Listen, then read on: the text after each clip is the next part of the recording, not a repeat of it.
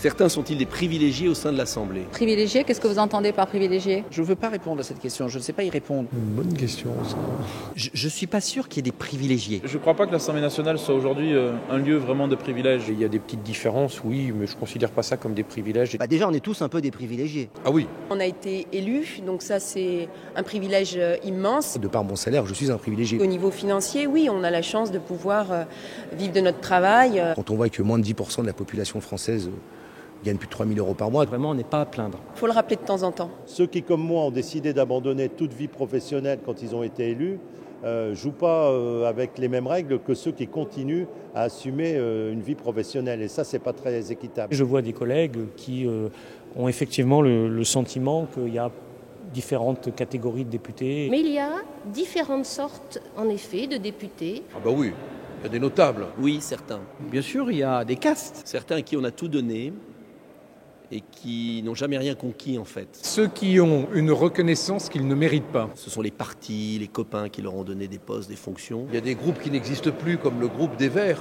mais qui est encore un groupe pour les avantages et les prébendes. Il y a une petite inégalité de traitement entre majorité et opposition. Un président de commission, un vice-président a des moyens, par exemple de locomotion, des moyens en bureau, des moyens en collaborateur qui ne sont pas celui du député lambda. Nous, on n'a rien, hein. On n'a rien.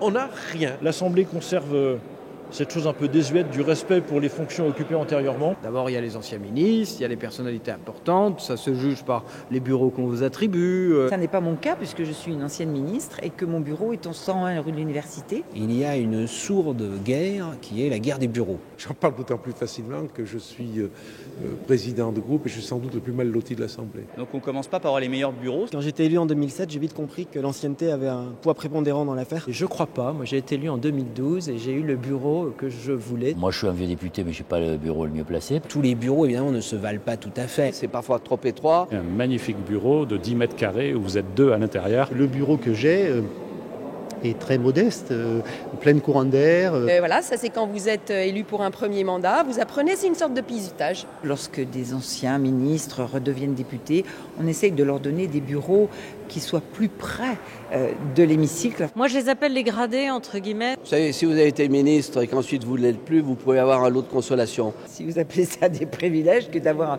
son bureau plus près de l'hémicycle.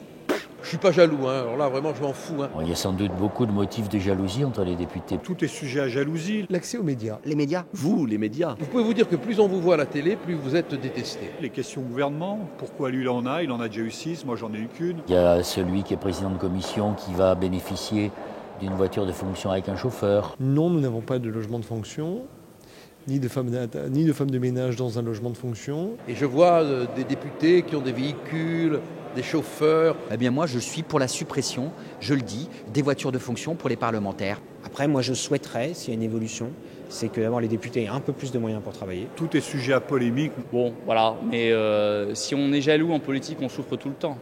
Parce que c'est un combat, c'est une compétition, et donc il faut mieux pas être de nature jalouse, sauf à être très malheureux.